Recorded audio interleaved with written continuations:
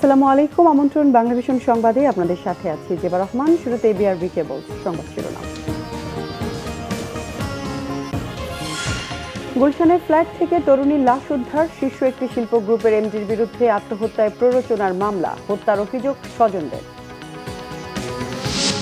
রাশিয়ার vaccine Sputnik V জরুরি ব্যবহারের অনুমোদনের সুপারিশ। ভারতের টিকা অনিশ্চিত হওয়ায় চীনের অপেক্ষায় সরকার, জানালেন স্বাস্থ্যমন্ত্রী।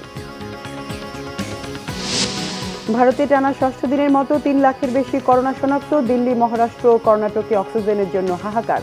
শ্মশান ও কবরস্থানে লাশের মিছিল। দেখছিলেন বিআরবি কেবল সংবাদ শিরোনাম, এবার বিস্তারিত সংবাদ। গুলশানের ফ্ল্যাট থেকে উদ্ধার তরুণী মোসাররাত জাহান মুনিয়া আত্মহত্যা করেনি, তাকে হত্যা করা হয়েছে বলে দাবি করেছেন মুনিয়ার ভগ্নিপতি মিজানুর রহমান। বেশ কিছুদিন ধরে তাকে মোবাইলে হুমকি দেওয়া হচ্ছিল অভিযোগ করে এজন্য একটি শীর্ষস্থানীয় শিল্প গ্রুপের এমডিকে দায়ী করেন তিনি। এদিকে মুনিয়ার ময়না তদন্ত ঢাকা মেডিকেলে সম্পন্ন হয়েছে। রাজধানীর গুলশান 1-এর 120 নম্বর সড়কের 19 নম্বর বাড়িটির তৃতীয় তলার একটি ফ্ল্যাট থেকে সোমবার রাতে উদ্ধার করা হয় কলেজ ছাত্রী মোসাররাত জাহান মুনিয়ার ঝুলন্ত মরদেহ। পুলিশ জানায়, নিহত তরুণীর বড় বোন নুসরাত জাহান এই ঘটনায় বাদী হয়ে গুলশান থানায় একটি হত্যা মামলা করেছেন। আসামি করা হয়েছে একটি শীর্ষস্থানীয় শিল্প প্রতিষ্ঠানের ব্যবস্থাপনা পরিচালককে। আত্মহত্যায় যে প্ররোচনা, সেই অভিযোগে একটি মামলা দায়ের হয় এবং মূল যে অভিযোগ তিনি করেন সেটা হচ্ছে ভিকটিমের সাথে এই বসুন্ধরা গ্রুপের যে এমডি, তার 2 বছরের সম্পর্ক থাকা অবস্থায় 1 বছর ভিকটিমকে তিনি বনানী একটি ফ্ল্যাটে রাখতেন, এই ধরনের তার অভিযোগ করেন। পরবর্তীতে মনোমালিন্যের প্রেক্ষিতে ভিকটিম তার বোনের কাছে ফোন করে জানান যে কোনো মুহূর্তে তার যে কোনো ধরনের ঘটনা ঘটতে পারে। আমরা আপাতত তিনি আত্মহত্যা করেছেন কিনা বা সার্বিকভাবে কি পারিপার্শ্বিকতার প্রেক্ষিতে এই ধরনের ঘটনা ঘটেছে সেগুলোর জন্য যে আইনগত যে বিষয় সেগুলো আমরা নিচ্ছি। মরদেহ উদ্ধার করে ময়নাতদন্তের জন্য নেওয়া হয় ঢাকা মেডিকেল কলেজ হাসপাতালে। নিহত তরুণীর বোন জামাই জানান, আত্মহত্যা নয়, এটি পরিকল্পিত হত্যাকাণ্ড। তোরে দেখে দেবো এসে তুই কী ধরনের মেয়ে, উল্টাপাল্টা হঠাৎ চেঞ্জ, সে এই ক্ষোভে মানে এই কথাগুলো সে তার বোনকে বলছে। এরপর বলছে যে ও বলছে আশ্বস্ত করছে না সমস্যা নাই, এই মানে আমি আসতেছি। ওর বোনে 1-2টা দিকে রওনা দেওয়া 4টার মধ্যে ঢাকায় পড়ছে কুমিল্লা থেকে। আপনারা কি এই রিলেশন সম্পর্কে জানতেন? আমি জানতাম না, আমার ওয়াইফ জানতো যে তার সাথে ফোনে কথাবার্তা হয়। আমরা আবার বিয়ের সাথে দেখতেছি এবার নতুন করে। আমি বলছি এগুলো বাদ, এগুলো হবে না কোনো দিন। আমি ওরা অনেক মানা করছি, কিন্তু মানে হবে না বলতে মানে এই ধরনের মানে থ্রেট করছে আমাদের ফ্যামিলি ধ্বংস করে দেবে এই ধরনের লোকজন। এটা খুবই ওরা খুবই মানে বাংলাদেশের মানে টপ 5-এর মধ্যে একজন। ইন্টারমিডিয়েট পড়ুয়া মুনিয়া 1 লাখ টাকা এই ফ্ল্যাটটিতে ভাড়ায় থাকতেন। উনি একা থাকতো কিনা আমি সঠিকটা বলতে পারি না, কিন্তু আমি যাওয়া আসা ডিউটি করি তো ক্লিনের, কারণ আমি এত খোঁজখবর নিই না, আমার ওগুলো ক্লিন করো, আমি চলে যাই। তরুণীর মরদেহ উদ্ধারের পাশাপাশি পুলিশ সিসি ক্যামেরার ফুটেজ এবং মুনিয়ার ব্যবহৃত ডিজিটাল ডিভাইসগুলো জব্দ করেছে। জিয়া খান, বাংলাভিশন, ঢাকা। স্বাস্থ্যমন্ত্রী জাহিদ মালেক জানিয়েছেন, রাশিয়ার ভ্যাকসিন স্পুটনিকের জন্য গ্রিন সিগন্যাল দেওয়া হয়েছে, তবে উৎপাদন কবে শুরু হবে এবং কারা করবে সব নির্ভর করছে রাশিয়ানদের উপর। এদিকে চীনের টিকা কবে আসবে সেজন্য অপেক্ষায় আছেন। ভারত থেকে কবে এবং কি পরিমাণ ভ্যাকসিন আসবে তা এখনও নিশ্চিত নয় বলে জানিয়েছেন স্বাস্থ্যমন্ত্রী জাহিদ মালেক। করোনা মোকাবেলায় জনসচেতনতার গুরুত্ব ও সমসাময়িক বিষয় নিয়ে মঙ্গলবার সাংবাদিক সম্মেলন করেন স্বাস্থ্যমন্ত্রী জাহিদ মালেক। সরকারের নেয়া বিভিন্ন পদক্ষেপ তুলে ধরে মন্ত্রী বলেন, সংক্রমণ বেড়ে গেলে তা সামলানো সম্ভব নয়, কিন্তু সাংবাদিকদের প্রশ্ন ছিল রাশিয়ান টিকার উৎপাদন কবে, কিভাবে শুরু হবে সে বিষয়ে। রাশিয়ার যে টিকাটা স্পুটনিক, আমরা রাশিয়ার সাথে আলোচনা করেছি। তারা কিছু টিকা এমনি দিতে পারে, তাদের টিকা তৈরি করার সক্ষমতা কম। তারা আমাদের দেশে প্রোডাকশন করতে চায়, যদি কিনা আমাদের সেই ধরনের ফ্যাসিলিটি দেশে থাকে বা ফাইন্যান্সিয়াল ক্যাপাবিলিটি, টেকনিক্যাল ক্যাপাবিলিটি থাকে।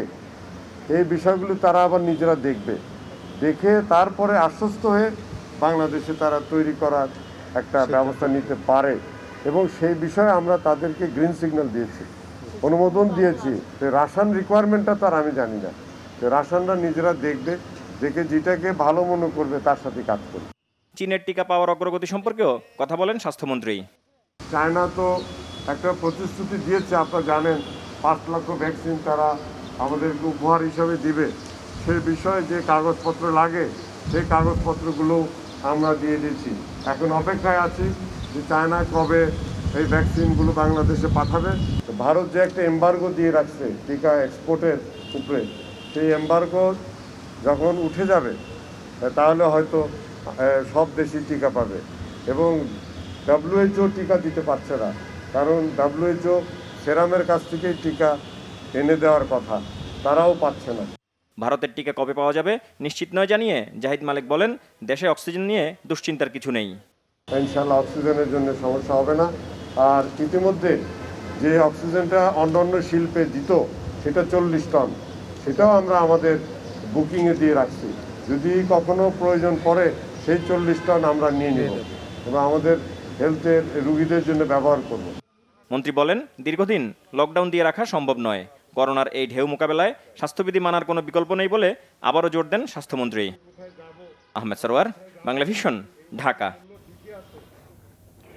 কয়েক ঘন্টা সফরে ঢাকা এসেছেন চীনের স্টেট কাউন্সিলর ও প্রতিরক্ষা মন্ত্রী জেনারেল উই ফেঙ্গি।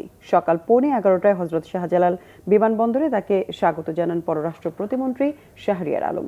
বিমানবন্দর থেকে চীনের প্রতিরক্ষা মন্ত্রী ধানমন্ডির 32 নম্বরে যান এবং সেখানে বঙ্গবন্ধু শেখ মুজিবুর রহমানের প্রতিকৃতিতে শ্রদ্ধা নিবেদন করেন।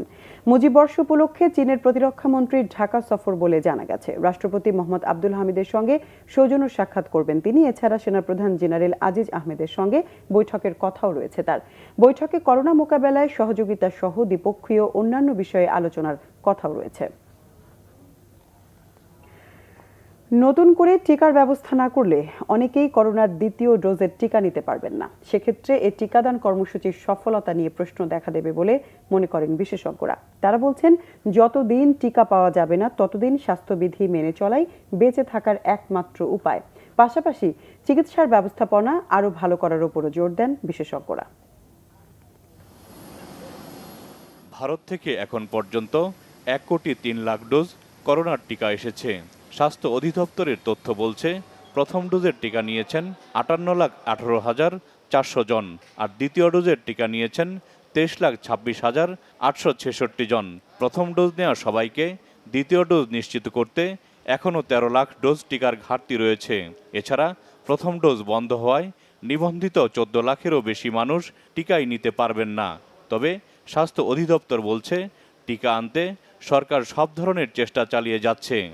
প্রথম ডোজের টিকাটি যারা নিয়েছেন তাদের অন্তত দ্বিতীয় ডোজের টিকা পাওয়ার একটি তাদের অধিকার, এবং সেরাম আন্তর্জাতিক সমস্ত রীতিনীতি এবং চুক্তির প্রতি শ্রদ্ধাশীল হয়ে যথাসময়ে আমাদের এই চালানটি তারা পৌঁছে দেবে।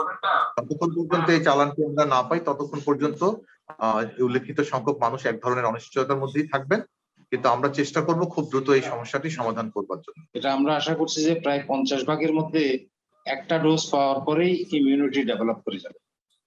ওদের দ্বিতীয় ডোজ পরে হলেও অসুবিধা নেই, কিন্তু বাকি 50 ভাগ লোক একটা ডোজ দেওয়ার পরে ওরা মুক্ত থাকবে না। তাহলে ওদের জন্য দ্বিতীয় ডোজ দরকার।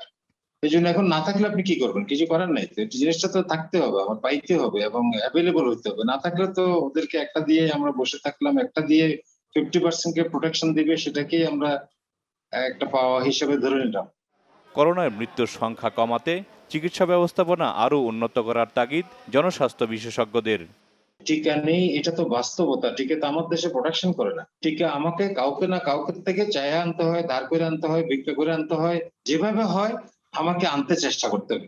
কিন্তু তারপরেও যদি আমি না পারি তাহলে তো কিছু করার নেই। এটা ঝুঁকি বাড়াচ্ছে, কিন্তু আমার তো কিছু করার নেই। আমাকে বিকল্প পদ্ধতিগুলা ব্যবহার করে আমাকে হাসপাতালের উপর চাপ কমিয়ে যেখানে 100 জন মারা যাওয়ার কথা সেখানে যেন 80 জন মারা যায়, সেই কাজটা আমাদেরকে করার চেষ্টা করতে হবে। কার্যকর লকডাউন দেওয়ার পাশাপাশি কঠোর স্বাস্থ্যবিধি মেনে চলারও পরামর্শ দেন জনস্বাস্থ্য বিশেষজ্ঞরা। জাহাঙ্গীর আকন্দ, বাংলাভিশন, ঢাকা। লকডাউনে পর্যটন শহর কক্সবাজারে কমেছে বায়ুর দূষণ। ঝাউবনে নতুন পাতায় সবুজের সমারোহ আর সৈকত জুড়ে সাগরলতা। এছাড়াও দেখা মিলছে লাল কাঁকড়া আর গাংচিলের মনোমুগ্ধকর ঘুরে বেড়ানো।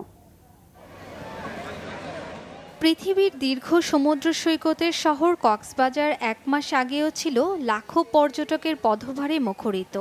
দেশে করোনার দ্বিতীয় ঢেউ শুরু হলে মার্চের শেষ দিকে অন্যান্য স্থানের সাথে বন্ধ করে দেয়া হয় কক্সবাজার পর্যটন স্পটও। চলতি মাসের শুরু থেকে সরকার ঘোষিত দ্বিতীয় দফা লকডাউনে বন্ধ রয়েছে সমুদ্রপাড়ের 4 শতাধিক হোটেল মোটেল ও কয়েক হাজার ব্যবসা প্রতিষ্ঠান। একেবারে গেলবারের মতো পর্যটন শূন্য কক্সবাজার সৈকতে আবারও জেগে উঠেছে দীর্ঘ 40 বছরের পুরনো ঐতিহ্য। সৈকতের বালুকা বেলায় বেড়ে ওঠা সাগরলতায় ফুটেছে রং বেরঙের ফুল, লাল কাঁকড়ার ছোটাছুটি আর গাংচিলের আপন মনে ঘুরে বেড়ানো। এ যেন জীববৈচিত্র্যের বাধাহীন অন্যরকম পরিবেশ। লকডাউনে আমরা একটা জিনিস উপলব্ধি করতে পারি, সেটা হচ্ছে যখন লোকজন থাকে না, আমাদের প্রকৃতি কিন্তু নিচ থেকে তার রূপ সাজিয়ে তোলে। প্রকৃতির ধারাবাহিকতা রক্ষায় সমন্বিত উদ্যোগ নেওয়া দরকার বলে মনে করছেন পরিবেশবিদরা। পরিবেশ যদি ঠিক না থাকে মানুষের স্বাস্থ্যও ঠিক থাকবে না। আমাদের এই কক্সবাজারের অপর নাম হচ্ছে স্বাস্থ্যকর স্থান। জেলা প্রশাসনের কঠোর তদারকিতে লকডাউনের সময় সৈকতে নামতে পারছে না জনসাধারণ। কোনো ধরনের লোকজন যাতে প্রবেশ করতে না পারে আমরা জেলা প্রশাসনের আন্ডারে আমরা লাইফগার্ডরা সার্বক্ষণিক চেষ্টা করে যাচ্ছি। এর আগে গত বছর প্রথম লকডাউনের সময় সৈকতের বালুকা বেলায় হরিণও অনেকটা তীরে এসেছে। সমুদ্রে সাঁতার কেটেছিল ডলফিন। লকডাউন দীর্ঘ হলে সেই দৃশ্য আবারও দেখার আশা করছেন স্থানীয়রা। Bangla vision news desk. Awami League সাধারণ সম্পাদক ওবায়দুল কাদের বলেছেন, বিএনপির কাছে এখন কোনো ইস্যু নেই, তারা আন্দোলন ও নির্বাচনে ব্যর্থ। তাই একটি দায়িত্বশীল বিরোধী দল হিসেবে ব্যর্থতার দায়ে তাদের টপ টু বটম পদত্যাগ করা উচিত। বিএনপি নেতিবাচক রাজনীতির প্রতি কারো কোনো আস্থা নেই, যে কারণে তাদের আন্দোলনেও সাড়া নাই। সে কারণে তারা আজকে নিজের দলকে চাঙ্গা রাখতে, কর্মীদেরকে চাঙ্গা রাখতে যখন যা খুশি তাই বলছে। তাদের রাজনীতি এখন সরকার বিরোধিতা, তাদের রাজনীতি হচ্ছে অন্ধ বিরূপ সমালোচনা, এবং এই রাজনীতিটা তারা এই করোনার সংকটময় পরিস্থিতিতেও তারা করে যাচ্ছে। নারায়ণগঞ্জের আলোচিত 7 খুনের 8 বছর আজ। আসামিদের শাস্তি কার্যকরের দাবি নিহতদের পরিবারের। 2017 সালে নিম্ন আদালত নূর হোসেন এবং র্যাবের সাবেক 3 কর্মকর্তা সহ 26 জনের মৃত্যুদণ্ড এবং 9 জনকে বিভিন্ন মেয়াদে সাজা দেয়। হাইকোর্ট 15 জনের মৃত্যুদণ্ড বহাল রেখে বাকি 11 জনকে বিভিন্ন মেয়াদে সাজা দেয়। 2014 সালের 27 এপ্রিল নারায়ণগঞ্জের প্যানেল মেয়র নজরুল ইসলাম ও আইনজীবী চন্দন সরকার সহ 7 জনকে অপহরণ করা হয়। 3 দিন পর শীতলক্ষা নদী থেকে 7 জনের লাশ উদ্ধার করে পুলিশ। নিহত নজরুল ইসলামের স্ত্রী বিউটি ও নিহত চন্দন সরকারের জামাতা ডাক্তার বিজয় কুমার পাল এই ঘটনায় 2টি মামলা করেন। দণ্ডপ্রাপ্তদের 26 জন কারাগারে, পলাতক 9 জন। প্রতিপক্ষের 20 উইকেট নেয়ার মতো বোলার নাই বাংলাদেশের, তাই শ্রীলঙ্কার বিপক্ষে টেস্ট সিরিজ জেতা কঠিন হবে। তবে প্রথম ম্যাচের মতো দ্বিতীয় ম্যাচেও ব্যাটসম্যানরা ভালো করতে পারলে সিরিজ ড্র করা সম্ভব হবে বলে মনে করেন জাতীয় দলের সাবেক অধিনায়ক মোহাম্মদ আশরাফুল। পাল্লেকেলিতে প্রথম টেস্টে দারুণ ব্যাটিং করেছে বাংলাদেশের টপ অর্ডার। ব্যাটিং উইকেটে সেঞ্চুরি পেয়েছেন মুমিনুল হক ও নাজমুল হোসেন শান্ত।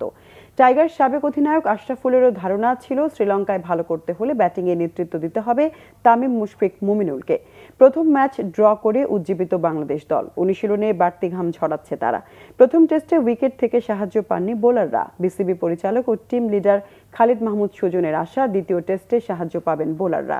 যদিও আশরাফুল মনে করছেন সিরিজ ড্র করাটাই বাংলাদেশের জন্য হবে বড় পাওয়া। যাওয়ার আগে থেকে আমার কাছে যেটা মনে হয়েছিল যে আসলে বাংলাদেশের এই 2টা টেস্ট ম্যাচে যদি কিছু করতে হয় আমাদের তামিম, মমিনুল এবং মুশফিক এই 3 জনের দায়িত্ব নিতে হবে। বাকিরা যারা আছেন তারা তাদের এক্সপিরিয়েন্স দিয়ে সিনিয়র ব্যাটসম্যানদের দেখে দেখে হয়তো বা খেলবেন, সেই জিনিসটাই হয়েছে। এই সিরিজটা জিতাটা ডিফিকাল্ট আমাদের জন্য, কারণ আমাদের ওই মানের বলার নাই 20টা উইকেট নেওয়ার মতন। কিন্তু আমরা আমাদের ব্যাটিং দিয়ে কিন্তু আমরা সেকেন্ড টেস্ট ম্যাচটা ড্র করতে পারবো আশা করি। তো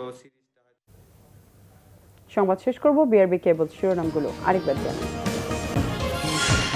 গুলশানের ফ্ল্যাট থেকে তরুণীর লাশ উদ্ধার। শীর্ষ একটি শিল্প গ্রুপের এমডির বিরুদ্ধে আত্মহত্যায় প্ররোচনার মামলা, হত্যার অভিযোগ স্বজনদের। রাশিয়ার ভ্যাকসিন স্পুটনিক ভি জরুরি ব্যবহারের অনুমোদনের সুপারিশ। ভারতের টিকা অনুষ্ঠিত হওয়ায় চীনের অপেক্ষায় সরকার, জানালেন স্বাস্থ্যমন্ত্রী।